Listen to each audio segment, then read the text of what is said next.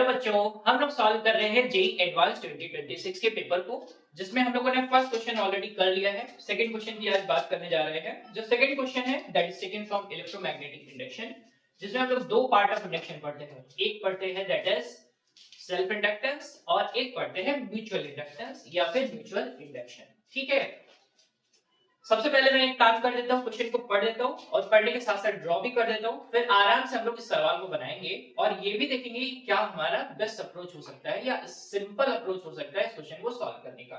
ठीक है, तो क्वेश्चन में पढ़ते हुए ड्रॉ करते चलता हूँ। Consider a circuit consisting of capacitor C. एक सर्किट है जिसमें कैपेसिटर दिया है, जिसका कैपेसिटेंस कैपिटल सी है, and a coil with n turns per unit length.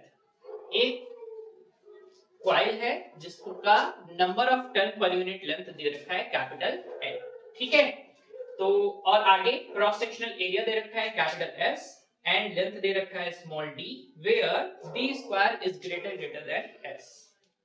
There is another coil of length d over 2, cross sectional area S over 2 and 2n turn per unit length completely inside the larger coil as shown in the figure। तो figure में draw करता हूं। सबसे पहले मैं बनाने जा रहा हूं एक लार्जर कॉइल, और वो लार्जर कॉइल है कुछ ऐसी। ठीक है, और ये कनेक्टेड है एक कैपेसिटर के साथ, एक सोर्स के साथ, कुछ ऐसे। करेक्ट। ये जो कॉइल है इसका लेंथ दे रखा है स्मॉल d, इसका number of turn per unit length यानी टोटल नंबर ऑफ टर्न तो यहाँ पे नहीं दे रखा है, सिर्फ और सिर्फ दे रखा है number of turn per unit length यानी नंबर डेंसिटी दे रखा है। तो मैं यहाँ पे लिख देता हूँ capital N is number of turn per unit length. ठीक है बच्चों, और इसका क्रॉस सेक्शनल एरिया यानी इस कॉइल को अगर कट करेंगे ना तो क्रॉस सेक्शनल एरिया दे रखा है S, that is cross sectional area. ठीक, अभी बोल रहा है कि एक स्मॉल, ये लार्जर कॉइल है, इसके अंदर एक स्मॉलर कॉइल को प्लेस किया गया है दैट इज कंप्लीटली इनसाइड, इसके कंप्लीटली इनसाइड है। तो मैं उस कॉइल को भी बना दे रहा हूं। ये स्मॉलर कॉइल है जो कि पूरी तरीके से इसके अंदर है, और ये शॉर्टेड बना हुआ है सर डायग्राम में, तो शॉर्ट कर दिया गया है यानी दोनों एंड को दैट इज इंसुलेटेड वायर से कनेक्ट कर दिया गया है, जैसा क्वेश्चन में भी लिखा है। The end of this smaller coil are connected with each other by insulated conducting wire, यानी शॉर्ट कर दिया गया है छोटे वाले कॉइल को। आगे the self inductance of the larger coil is capital L। ये जो लार्जर कॉइल है इसका सेल्फ इंडक्टेंस दे रखा है, जिसको मैं यहां पे लिख दे रहा हूं, it's a capital L is self inductance.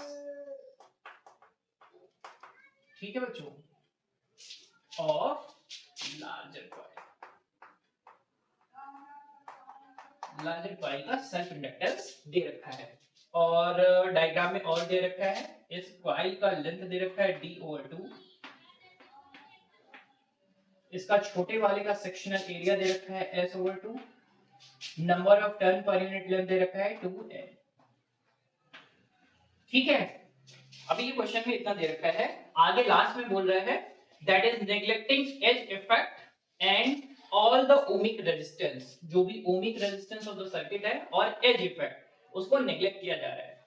ठीक है, the resonant frequency of the circuit है, आपको इस सर्किट की रेजोनेंट फ्रीक्वेंसी बतानी है। ये पूरा का पूरा LC सर्किट बन चुका है, L मतलब इंडक्टेंस और C मतलब कैपेसिटेंस। ठीक है, LC सर्किट बन चुका है, और यहाँ पर एज इफेक्ट नेग्लेक्ट करने का मतलब ये है कि इनकी कैपेसिटर और ये इंडक्टर कॉइल जो है इनके एजेस या कॉर्नर्स पर जो भी मैग्नेटिक फील्ड होगा वो यूनिफॉर्म ही कंसीडर किया जाएगा, या इनके अक्रॉस जो इलेक्ट्रिक फील्ड होगा वो यूनिफॉर्म ही कंसीडर किया जाएगा, और इसके अलावा नॉन यूनिफॉर्म कंसीडर नहीं करेंगे, और किसी भी तरीके का ओमिक रेजिस्टेंस यहाँ पे नहीं देखना है। ठीक है, आपको रेजोनेंट फ्रीक्वेंसी बतानी है तो एलसी सर्किट है तो हमको दो बातों से मतलब होता है, जरा देख लीजिए यहाँ पर। सबसे पहली बात हम लोग ये बताते हैं कि अगर मेरे पास एलसी सर्किट है और ये रेजोनेंस कंडीशन में है तो यहाँ पर XL इज इक्वल टू हम लोग बोलते हैं XC, यानी क्या होता है ये, दैट इज इंडक्टिव रिएक्टेंस और कैपेसिटिव रिएक्टेंस दोनों क्या होने चाहिए, बराबर होने चाहिए रेजोनेंस कंडीशन। ठीक, जहां से हमको मिलता है angular frequency omega is equal to 1 upon square root of L into C।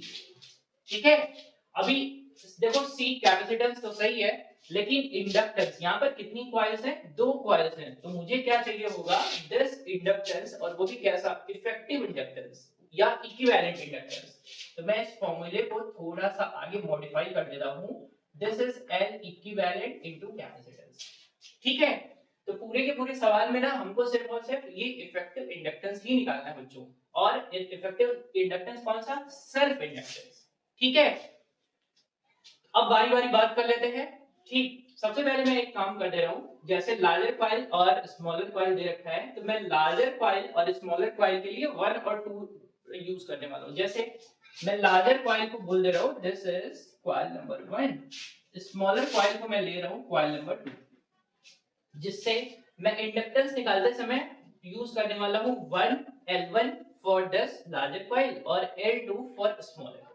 ठीक है, सेल्फ इंडक्टेंस का फॉर्मूला जरा देखिए, तो मैं यहाँ पर यूज करने वाला हूँ, मैं यहीं पर लिख दे रहा हूँ, for larger coil, larger coil के लिए मैं यूज करूंगा 1 एंड फॉर स्मॉलर कॉइल के लिए मैं यूज करूंगा। ठीक है, चलिए तो सबसे पहले सेल्फ इंडक्टेंस का फॉर्मूला लिखते हैं, याद है किसी को, तो हम लोग लिखते हैं सेल्फ इंडक्टेंस का formula that is capital L is equal to हम लोग लिखते हैं that is mu naught, that is permeability of free space into small n का स्क्वायर। अब याद करो जरा स्मॉल n क्या होता था वहां पर, that is number of turn per unit length. ठीक है, into that is sectional area, या जिसको मैं A से यहां पर लिख रहा हूं सबसे पहले, A that is cross sectional area of the coil into length of coil। ठीक है, ये हमारा है सेल्फ इंडक्टेंस का फॉर्मूला। करेक्ट, यहां पर इसी फॉर्मूले को सेटअप कर लेते हैं बस। यहां पर ये स्मॉल n जो है ये number of turn per unit length है, इस बात का ध्यान दीजिएगा। अभी मैं सबसे पहले लार्जर कॉइल के लिए लिखूं अगर सेल्फ इंडक्टेंस, तो मैं लिख रहा हूं L1 इज इक्वल टू कितना लिखने वाला हूं, दैट इज कोई भी मीडियम प्रेजेंट नहीं है तो फ्री स्पेस ही कंसीडर करें, म्यू नॉट n का स्क्वायर, देखो number of turn per unit length दे रखा है for larger coil that is capital N, यानी इट मींस n का स्क्वायर इनटू सेक्शनल एरिया, यहां पर सेक्शनल एरिया कितना दे रखा है, cross sectional area that is S, you have to put here, और लेंथ दे रखा है, length of coil is small d। This is self inductance of the larger और बिगर कॉइल, जिसका वैल्यू आपको दे रखा है कैपिटल L। क्या दे रखा है, L is self inductance of the larger coil. Correct, तो इसको मैं बता दे रहा हूं, it is your equation number 1। ठीक है, अभी हम लोग बात करने वाले हैं for smaller coil. Smaller coil के लिए मैं लिखता हूं सेल्फ इंडक्टेंस L2, सेम लिखने वाला हूं म्यू नॉट, n स्क्वायर की जगह पर आप रखते हैं 2n का स्क्वायर, s की जगह पर आप रखने वाले हैं सिंपल सा s/2, एंड d की जगह पर रखने वाले हैं d/2। तो 2 का स्क्वायर हो जाएगा 4, 4 नीचे भी है कट जाने वाला है, तो यहां पर भी बच जाएगा आपके पास that is mu not n का स्क्वायर s into d, और ये देखो जरा इससे एग्जैक्टली मैच कर रहा है तो ये भी हो जाएगा कैपिटल L। ठीक है, तो 1 और 2, इक्वेशन 1 और 2 यानी self inductance of larger coil and smaller coil are same. ठीक है, तो भाई दोनों का इंडक्टेंस तो आ गया सेल्फ इंडक्टेंस। अब कहानी का नया ट्विस्ट ये है कि ये वाली जो लार्जर कॉइल और उसके अंदर की जो कंप्लीटली इनसाइड जो है ये स्मॉलर कॉइल, इसकी वजह से आने वाला है दैट इज म्यूचुअल इंडक्शन, इसकी वजह से इसमें, इसकी वजह से इसमें। ठीक है, अब म्यूचुअल इंडक्शन कैसे निकाला जाएगा, और एक और चीज यहाँ पर मैं कंसीडर कर ले रहा हूँ अभी से ही। मान लेते हैं इस वाली लार्जर कॉइल में करंट जो है वो है I1 और स्मॉलर वाले में करंट जो है वो है I2। ठीक है, इस बात का भी ध्यान रखेंगे। इसमें मैंने करंट मान लिया है, लार्जर कॉइल में I1 करंट है और स्मॉलर कॉइल में क्या है, दैट इज I2 करंट। ठीक, तो म्यूचुअल इंडक्शन का अगर मैं कॉमन फॉर्मूला लिखूं, देखो ये छोटा वाला कॉइल ना पूरी तरीके से इसमें इमर्ज ऐसा बोल सकते हैं, तो जो भी uniform magnetic field inside the big larger coil है उसके अंदर की पूरी तरीके से डिप्ड है। ठीक है, अब क्या करें, तो म्यूचुअल इंडक्शन का सिंपल सा फॉर्मूला होता है, हम लोग लिखते हैं म्यूचुअल इंडक्टेंस।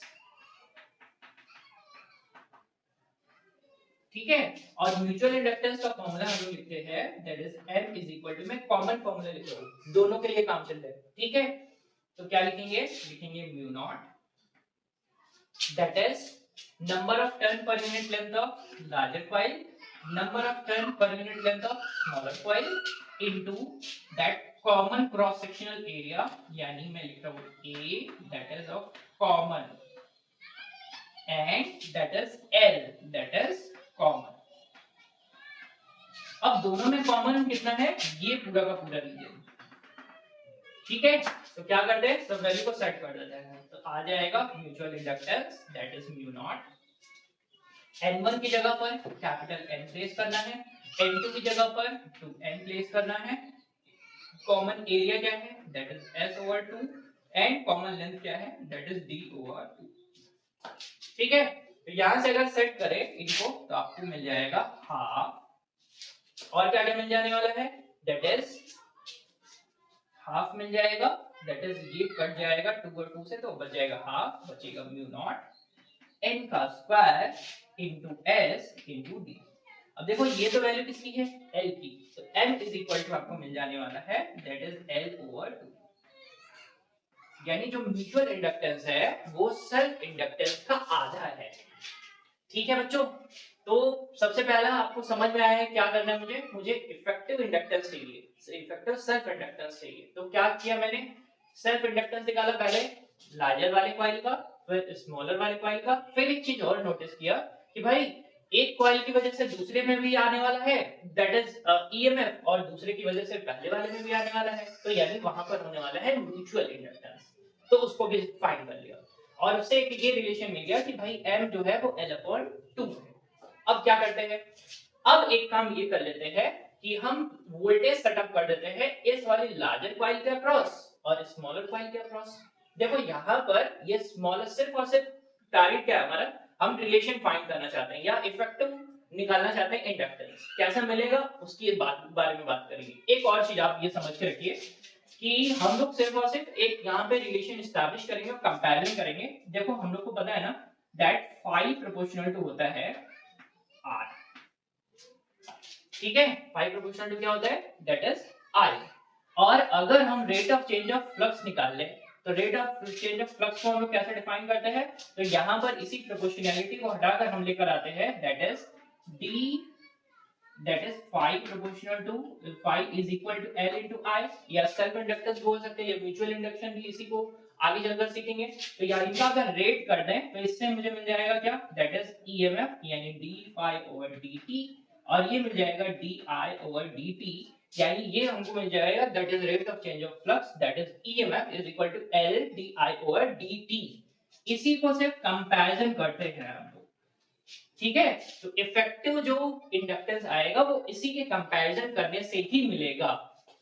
ठीक है, अब क्या करें, अगर इनके कंपैरिजन से अगर मिल रहा है तो इसको ना सबसे पहले हम लोग क्या करते हैं, इनके अक्रॉस ईएमएफ सेटअप कर लेते हैं, इनके अक्रॉस ईएमएफ सेटअप कर देंगे और दोनों में रिलेशन फाइंड कर लेते हैं। तो देखिए जरा, मैं इसको यहां से हटा रहा हूं,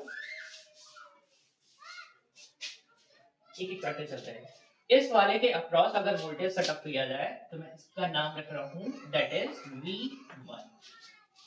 ठीक है, कितना नाम रखा है V1 इज इक्वल टू कितना हो जाएगा दैट इज, मुझे फॉर्मूला अच्छे तरीके से पता है, self inductance L1 di1 upon dt plus mutual inductance di2 over dt ये हो गया हमारे पास, दैट इज इक्वेशन नंबर 1। इसी तरीके से सेम स्मॉलर कॉइल के लिए सेटअप कर बच्चों, तो क्या हो जाएगा, दैट इज ये शॉर्टेड है तो वोल्टेज या ईएमएफ हो जाएगा that is 0 is equal to self inductance L2 di2 over dt plus mutual inductance di1 upon dt। ठीक है, ये L1 और L2 दोनों का वैल्यू L ही दे रखा है, तो मैं यहीं पर डायरेक्टली सेटअप कर रहा हूं, it's L, it's a L। Correct ना। अब क्या करें, सिंपल सा बस आपको क्या करना है दोनों के लिए, और m का वैल्यू भी देखो यहाँ पर है, तो मैं क्या करता हूँ ना, इन दोनों से इक्वेट करके di1 अपॉन या di2 अपॉन dt का वैल्यू निकाल लेता हूँ और उसी को उठा के यहाँ पे रख दूंगा। तो क्या करने वाला हूँ मैं, इस यहाँ से लिखता हूँ di2 upon dt is equal to, उधर जाने वाला है तो हो जाएगा माइनस m ओवर तो l di1 अपॉन dt। ठीक है, तो सिर्फ और सिर्फ इफेक्टिव इंडक्टेंस के लिए ये सब काम मैं कर रहा हूँ। ठीक है, अभी क्या करेंगे, इनको उठाकर सिंपल सा यहाँ रखने वाले हैं और हमें मिल जाएगा दैट इज नेट ईएमएफ। ठीक है ना, अक्रॉस लार्जर कॉइल, और कंपैरिजन एस्टैब्लिश कर लेंगे।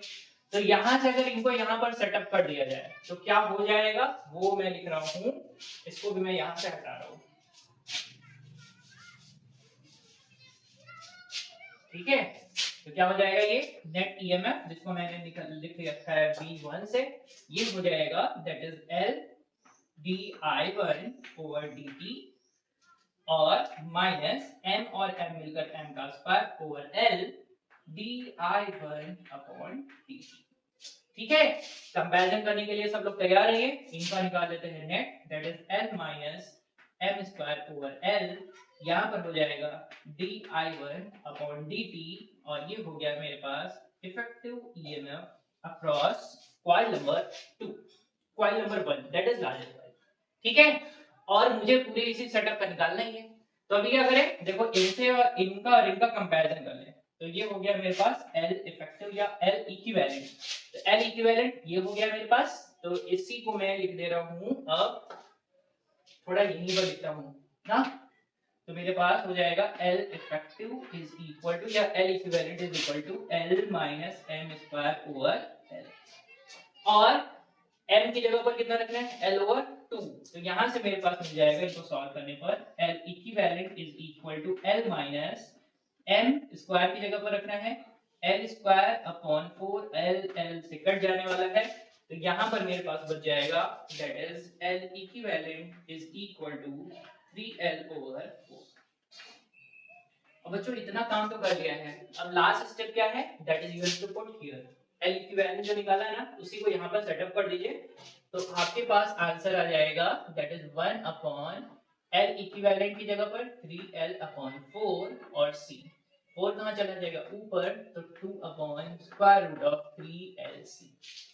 ठीक है, नेट रेजोनेंट फ्रीक्वेंसी, ये नेट वर्ड नहीं यूज करेंगे, that is resonant frequency word हो जाएगा आपका कितना, that is 2 upon square root of 3LC।